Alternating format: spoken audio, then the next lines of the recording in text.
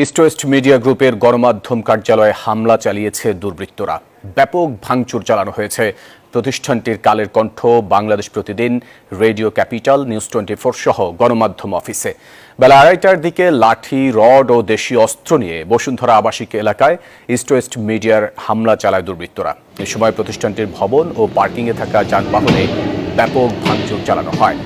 ভেতরে প্রবেশ করে তছনছ করা হয় কালের কণ্ঠ ও রেডিও ক্যাপিটাল অফিস। ভেঙে ফেলা হয় প্রতিষ্ঠানগুলোর নিউজ রুমে থাকা কম্পিউটার, প্রযুক্তির সরঞ্জামাদি সহ সবকিছু। ভাঙচুর করা হয় পার্কিংয়ে থাকা অন্তত 20টি যানবাহন।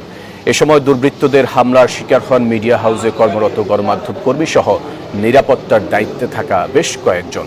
হেনস্থা করা হয় বেশ কয়েকজন নারী কর্মীকেও। প্রথমে কিছু গাড়ি ভাঙলো, তারপরে অফিসের গ্লাসগুলো ভাঙলো। হ্যাঁ, এরপরে তারা মুহূর্তের ভিতরে মানে কাজটা খুব দ্রুত করছে, দ্রুত করে তারা চলে গেছে। কিন্তু আমার কাছে মনে হইল না যে এরা ছাত্র। হ্যাঁ, দেখে মনে হইলো হয়তো রাস্তার টোকাই বা এরকমের কিছু। প্রথম ওনারা এদিকে অ্যাটাক করার পর দরজা তো লক ছিল, এই গেটটা পুরো তো লক, ফিঙ্গারপ্রিন্ট দিয়ে ঢুকতে হয়। ওরা সবাই মিলে জোরে ধাক্কা দিয়েছে, লাঠি দেওয়ার পর এটা ভেঙে গেছে, লকটা ভেঙে গিয়ে আমি আর আমার একটা মেয়ে কলিগ এখানে দাঁড়িয়েছিলাম। ওরা লাঠি দিয়ে, ওই যে নীল লাঠিটা দিয়ে আমাকে এখানে আঘাত করছে। আঘাত করার পর ওর দিকে অ্যাটাক করার ধরছিল, আমি ওর হাতটা দিয়ে ভিড়ের ভেতর দিয়ে ওকে নিয়ে বের হয়ে গেছে। পরে এগুলো ভাঙচুর শুরু করছে। ভাঙচুরের শব্দ শোনার পরে আমরা একটু পরে ভিতরে এসে দেখি পুরোটা যতটা সম্ভব ভাঙা যায় ওরা কোনো কিছু বাকি রাখেনি, শুধু আমাদের অন এয়ার রুমটা সেফ আছে, আর সবকিছু ভেঙে ফেলছে ওরা। যে আমরা নিজেরা সরকারের মানে হয়ে আমরা কাজ করতেছি, সব জায়গাতে ফিল্ড ওয়ার্কে যাচ্ছি, তাহলে আমরা কিভাবে হচ্ছে নিউজ মিডিয়াতে আমরা হামলা করব? কোনো শিক্ষার্থীর কাজ এটা কখনোই না। এটা আমাদের উপর অবশ্যই জেলাসি করে আমাদের উপর কোনো ধরনের মানে বহিরাগত আক্রমণ করেছে এখানে। শিক্ষার্থী যদি আন্দোলনকারী হয়ে থাকে বা শিক্ষার্থী যারা এই অন্তর্বর্তীকালীন সরকারের দায়িত্ব তুলে নিয়েছে হাতে, তারা তো প্রশ্নই আসে না যে কোনো মিডিয়ার উপর হামলা করবে। প্রথমত তারা ফ্রিডম অফ স্পিচে বিশ্বাস করে। দ্বিতীয়ত হচ্ছে আমার কাছে যেটা মনে হচ্ছে এইটা মনে হয় দেশের অন্তর্দ্বন্দ্ব কোনো কোন্দলকে কেন্দ্র করে এই হামলাটা হতে পারে। জি মাহমুদ, এর আগেও যেমনটি জানাচ্ছিলাম যে আসলে ইস্ট ওয়েস্ট মিডিয়া কমপ্লেক্সের মধ্যে কিন্তু পুরোপুরি যারা গণমাধ্যম কর্মীরা রয়েছেন প্রত্যেকের মধ্যেই কিন্তু হলো আতঙ্ক ছড়িয়ে পড়েছেন। এখানে যেই হামলাটি চালানো হয়েছে, এই হামলা চালানোর সময় কিন্তু প্রত্যক্ষদর্শীদের সাথে আমাদের কয়েকজনের সাথে কথা হয়েছে। তারা যেমনটি জানিয়েছেন যে প্রথমেই এখানে যেই গণমাধ্যম কর্মীদের মোটরসাইকেলগুলো রাখা হয়েছে সেখান থেকে কিন্তু প্রথমে তারা হেলমেটগুলো নিয়ে নেয় এবং সেই হেলমেট পরে এই হামলাটি হলো চালিয়েছেন। এখানে একজন প্রত্যক্ষদর্শীর সাথে আসলে কথা বলবো। আপনি ওই মুহূর্তে কি দেখেছেন একটু? আমার বলছে লোক আসছে, উপরতে আসছে দেখি লোক এখন সামনে, আমি ধরে আসছি এই জায়গায়। আসার পরে দেখি আমার গাড়ির হেলমেটটা মাথা দিয়া ভিতরে যা গেটটা ভাঙলো, গেটটা চেয়ারে নিয়ে পরে গাড়িগুলো ভাঙলো। আর বললো আমার ভাই মরলো কেমনে, আমার ভাই মরলো এই কথা বললে এরা মিছিল দিয়ে আবার চলে গেছে আর কি দেখে। জি, যেমনটি শুনছেন যে আসলে তাদের স্লোগানের ভিত্তিটি কি সেটি কিন্তু হলো এখন পর্যন্ত নিশ্চিত নয়। তারা হলো আসলে কি কারণে গণমাধ্যম কর্মীদের উপরে হামলা চালিয়েছেন সেটিও কিন্তু তারা আসলে নিশ্চিত করে বলেননি। গণমাধ্যম কর্মী তাদের স্লোগান ছিল হলো আমার ভাই মরল কেন, এই কথা বলে তারা হলো হামলা চালিয়েছেন। যেটির আসলে দায় গণমাধ্যমের কিনা সেটি আসলে চিন্তার বিষয়, ভাবনার বিষয়। আরো একজন প্রত্যক্ষদর্শী আমার সাথে আছেন। আপনি ওই মুহূর্তে কি দেখেছেন এবং তারা কি রকম কর্মকাণ্ড করছে? আসলে সময়টা হচ্ছে 2:45 থেকে 3টার কিছু সময় বেশি। আমরা কালের কণ্ঠে 3য় তলায় ছিলাম কর্মরত অবস্থায়। তো প্রাথমিকভাবে আমরা আসলে ভাঙচুরের শব্দ পেয়ে নিচে চলে আসি।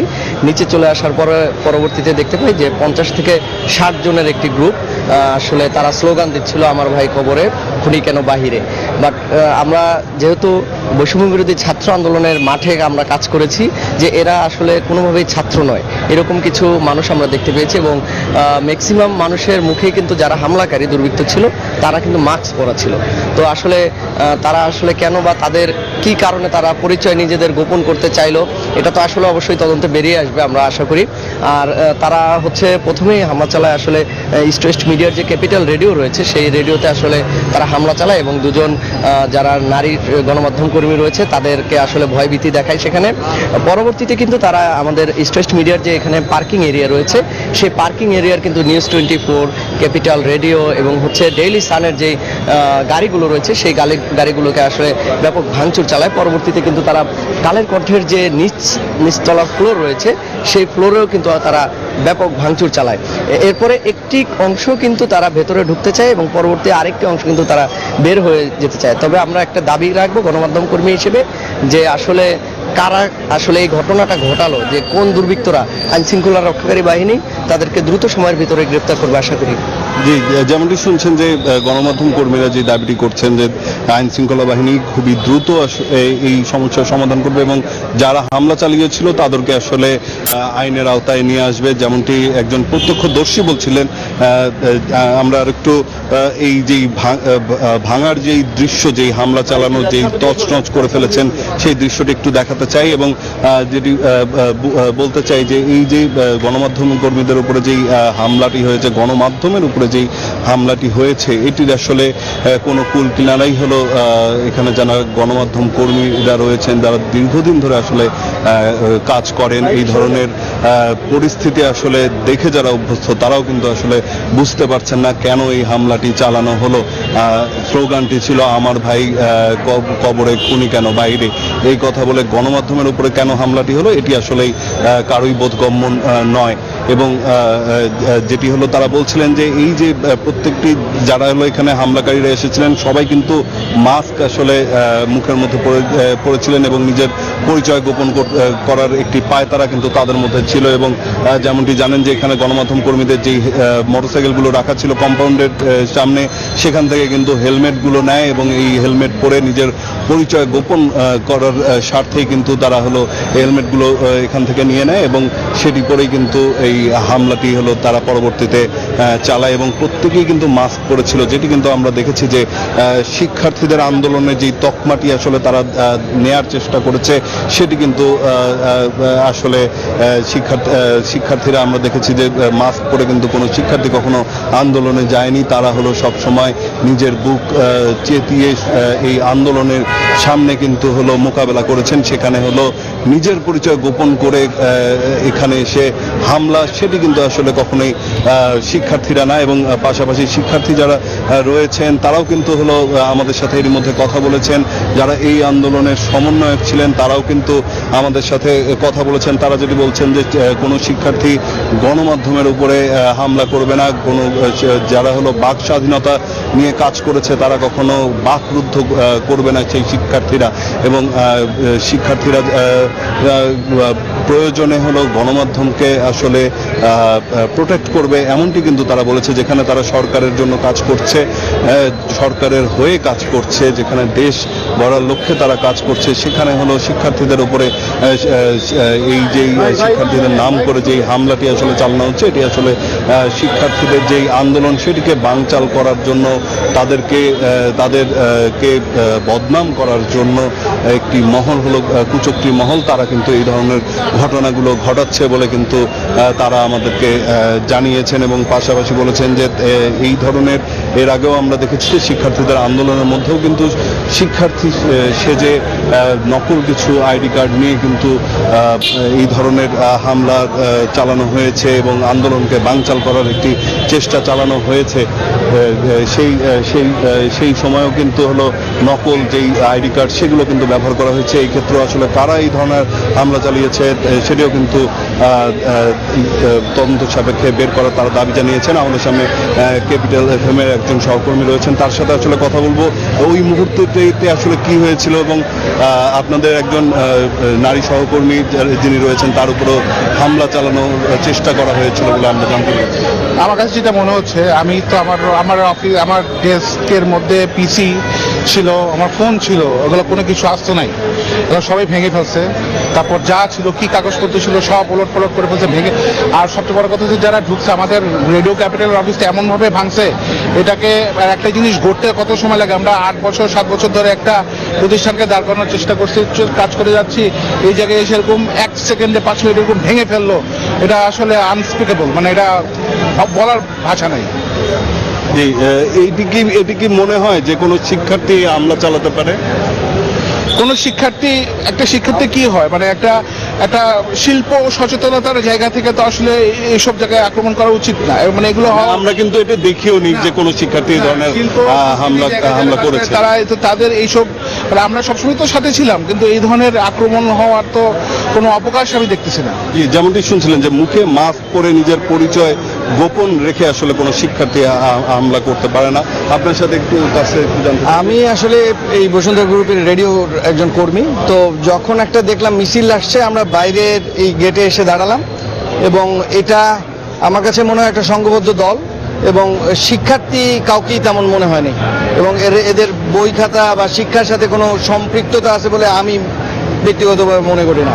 এবং তারা যেভাবে আসলো, এসে আমাদের অফিসটার মধ্যে ঢুকলো, দুইটা মোটিভ হতে পারে। এক, তারা নিউজ 24-কে টার্গেট করেছিল, তারা ভুলবশত রেডিওর মধ্যে ঢুকছে এবং ঢুকে আমাদের অফিসটা পুরো তছনছ করে ফেলছে। দু একজন আমাদের সহকর্মী লাঠি পেটার মধ্যেও পড়ছে, আর তাদেরকে যে বারবার জিজ্ঞেস করা হচ্ছিল যে এটা কি নিউজ 24 কিনা, বাংলাদেশ প্রতিদিন কিনা বা কিছু। তো আমার কাছে যদি বলেন তাহলে আমি ব্যক্তিগতভাবে মনে করি এরা এক ছাত্র না। যেমনটি শুনছিলেন যে এখানে আসলে যারা প্রত্যক্ষদর্শী ছিলেন তারাও কিন্তু বলছেন যে এটি হলো কোনো শিক্ষার্থীর কাজ কখনোই হতে পারে না, শিক্ষার্থীরা কখনো এই ধরনের হামলা করতে পারে না। পূর্বেও আমরা যেটি দেখেছি যে কোনো শিক্ষার্থী এই ধরনের হামলা করেও নেই, তাদের পরিচয় গোপনের স্বার্থে নিজেদের মুখের মধ্যে মাস্ক পরে হেলমেট পরে কিন্তু এই ধরনের হামলা হলো কখনোই হলো করেনি। তো যেটি হলো এতক্ষণ হলো আমাদের সহকর্মীরা যারা ছিলেন এই গণমাধ্যম কর্মীরা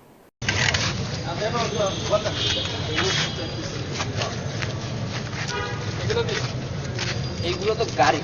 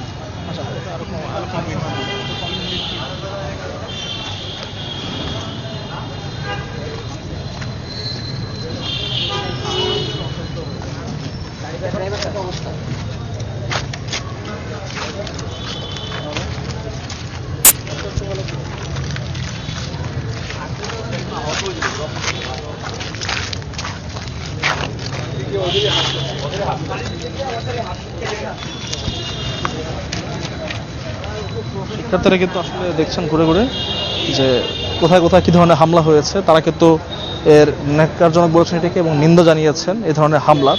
এবং এখন কিন্তু ইস্ট ওয়েস্ট মিডিয়া গ্রুপের যে হেড অফিস তা ভ্রমণ শেষে কিন্তু তারা এখন যাচ্ছেন ক্যাপিটাল এফএম এর দিকে, রেডিও ক্যাপিটাল এফএম, যেখানে কিন্তু আসলে একজন নারী সহকর্মীকে হেনস্থা করার চেষ্টা করা হয়। এবং তারা কিন্তু বলছেন যে এই ধরনের হামলা যেভাবে হয়েছে তা কিন্তু সাধারণ শিক্ষার্থী করতে পারে না। এবং যেটা বলছিলাম আসলে যে তারা কিন্তু শুধু বাইরের অস্ত্র নিয়ে এসে তাই না, এখানে তারা যে যা পেয়েছেন তাই দিয়েও কিন্তু হামলা করেছেন। তার একটি নমুনা কিন্তু দেখিয়েছি আমরা, যে গাড়ির উপরে যে বালু ছড়িয়ে আছে তা কিন্তু মূলত আসলে নিউজ 24 এর আগুন নেভানোর যে বালতি, তার মধ্যে যে বালু ছিল সেই বালু ফেলে তারা কিন্তু সেই বালতি দিয়ে আক্রমণ করে, যেহেতু বালতিটি লোহার ছিল এবং সেই লোহা দিয়ে কিন্তু তারা অ্যাটাক করে। এবং সিসি ক্যামেরা ভিডিওতে কিন্তু দেখানো গিয়েছে যে আসলে যারা এসেছিলেন তারা কিন্তু বেশিরভাগই শিক্ষার্থী নয় বলে মনে হয়েছে। এবং এই মুহূর্তে কিন্তু তারা প্রবেশ করেছেন শিক্ষার্থীরা যে ক্যাপিটাল এফএম এ দেখতেই পাচ্ছেন, এবং এখানে কিন্তু রীতিমতো তাণ্ডব চালিয়েছে দুষ্কৃতিকারীরা। এবং তার কিন্তু নমুনা দেখতে পাচ্ছি আমরা, এখানে দেখতেই পাচ্ছেন চারদিকে সব ভেঙে চুরে ছড়িয়ে ছিটিয়ে আছে। এবং এখানে কিন্তু তার নমুনা দেখা যাচ্ছে, ল্যাপটপ কম্পিউটার থেকে শুরু করে কিন্তু যা পেরেছে ভেঙেছে। এবং এখানে কিন্তু এই মুহূর্তে প্রবেশ করেছে ক্যাপিটাল এফএম এবং একজন প্রত্যক্ষদর্শী কিন্তু আসলে জানাচ্ছেন কি হয়েছে। আচ্ছা, যেটা হচ্ছে যে আমরা এখানে কাজ করছি, আমি ডেস্কে, আমার পেছনে আমার ফিমেল একজন কলিগ ছিল, ও নিউজ রেডি করছে, ওর নিউজ আছে।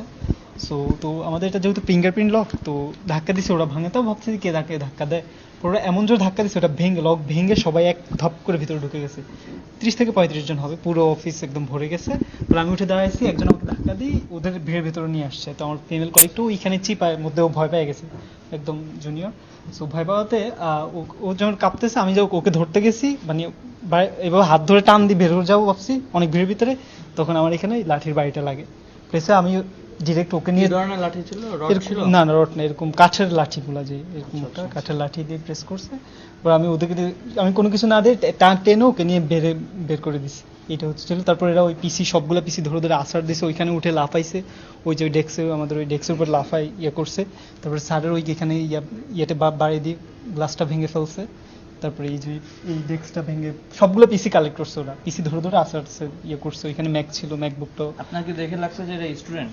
না এরা একজন স্টুডেন্ট, আমি একজন, এই যে আমার আইডি কার্ড আছে, আমি একজন স্টুডেন্ট। কিন্তু ওরা আমাদের পিসি 12 থেকে 15টার মতো অফিসে পিসি ছিল, এটা ভাঙছে। হ্যাঁ হ্যাঁ, এখানে ল্যাপটপ ছিল। তারপরে এখানে মূলত এখানে 30 থেকে 35 জন স্টে করছে, কিন্তু 30-35 জন এখানে আর জায়গা হচ্ছে না, ঠিক এরকম ভিড় ছিল। আর কিছু বাইরে স্টে করছে, বাইরে ওরা, হ্যাঁ এরকম ইয়ে ছিল। মোট কয়জনের মতো ছিল? আনুমানিক 50 জন? হ্যাঁ, টোটাল 50 বা 50 থেকে 60-এর ভিতরে ছিল এরকম। তো আরেকটা হচ্ছে, ও আমাদের ওইখানে অন ইয়ার রুম বা আমাদের যে যত ডাটাবেজ আছে ওইখানে ঢোকার সময় ভাইয়া ছিল সামনে, উনি করছে, সেভ করছে না, ভাইয়া ভিতরে নামাজ পড়ছে, মহিলা ফিমেল আসছে, করছে, আমি ছিলাম। যেটা হচ্ছিল যে ওরা যখন ঢোকার পরে এদিকে হচ্ছে প্রত্যেকটা পিসি, মানে আমাদের ডাটাবেসটা হচ্ছে ওরা টার্গেট করে যাচ্ছিল। আফটার দ্যাট হচ্ছে আমার পেছনে হচ্ছে আমার একজন ফিমেল কলিগ ছিল। সো অ্যাট ফার্স্ট আমি ওকে হচ্ছে সেভ করি যে তুমি ভিতরে যাও, অ্যান্ড ইন দ্যাট টাইম হচ্ছে ওরা আরও ঢুকে। সো যেহেতু জায়গাটা কনজেস্টেড, সো ওইভাবে ওরা করতে পারে না। তো মোটামুটি যারা ঢুকতে পেরেছে, ইচ অ্যান্ড এভরিওয়ান হচ্ছে পিসি বা ডাটাবেস যেগুলো আছে সবগুলো হচ্ছে ভাঙচুর করে। আর হচ্ছে আমাদের ভিতরে সার্ভার রুম আছে, ওইদিকে যাওয়ার চেষ্টা করে, বাট উপর থেকে হচ্ছে ওই ছবিটা পড়ে যে ওইখানে কাচ টাচ ভাঙচুর হয় আর কি। তখন ওরা ভিতরে যায় না। অ্যান্ড যেহেতু ভেতরে ছিল আমাদের ফিমেল কলিগ, তখন আমি রিকোয়েস্ট করি যে তোমরা ভিতরে যেও না। তখন না, আমি ওদের সাথেই অ্যাকচুয়ালি, মানে টু বি ভেরি অনেস্ট, যেটা তাল মিলে যে আমি তোমাদেরই সাথে আসছি, বাট ভিতরে যাও না তোমরা। তো তখন আর কি ওরা ভিতরে যায় না আর। সো ওরা বের হয়ে যায়, আর হচ্ছে তখন হচ্ছে যাওয়ার সময় ইয়েগুলা ডেস্কগুলা ভেঙে চড়ে তারপর যায়। নারী সহকর্মী ছিল তো আমার ভেতরে হচ্ছে আমার ফিমেল কলিগ ছিল। এবং কেমন প্যানিক সৃষ্টি হয়েছিল? ডেফিনেটলি খুব আতঙ্কিত একটা অবস্থা হবে না, বিকজ সবাই হচ্ছে বাইরে করছিল। ইভেন ওরা যে এখানে হঠাৎ করে ঢুকবে, এটার তো কোনো মানে চিন্তা ভাবনাও ছিল না কারোর মধ্যে। তাদের দাবি কি ছিল? তারা কি বলছিল? ওদের ওরকম ভাবে কোনো কথা বলছিল না, ওদের জাস্ট খালি একটা স্লোগান দিচ্ছিল, নিজাম খুনি, নিজাম খুনি, নিজাম বা সামথিং এরকম একটা কিছু বলছিল। আর আমার ভাই কোথায় এরকম বলছিল। অ্যান্ড এরপরে যে দাবি দেওয়ার ব্যাপারটা যেটা আসে, যে ইভেনচুয়ালি ওদেরকে দেখে কাউকে স্টুডেন্ট মনে হয় নাই। এদের ইচ অ্যান্ড এভরিওয়ান, আমি একজন স্টুডেন্ট। সো ওদের সবার এজ যেরকম মনে হচ্ছিল যে 30-35 এরকম। ইভেন ওখানে একদম সাদা দাড়ি এরকমও মানুষজন ছিল, লুঙ্গি টুঙ্গি পরে। ইভেন ওদের যে বডি ল্যাঙ্গুয়েজ ছিল, গজারি টজারি নিয়ে আসে। সো এটা কোনো স্টুডেন্টের মুভমেন্ট হতে পারে না আসলে।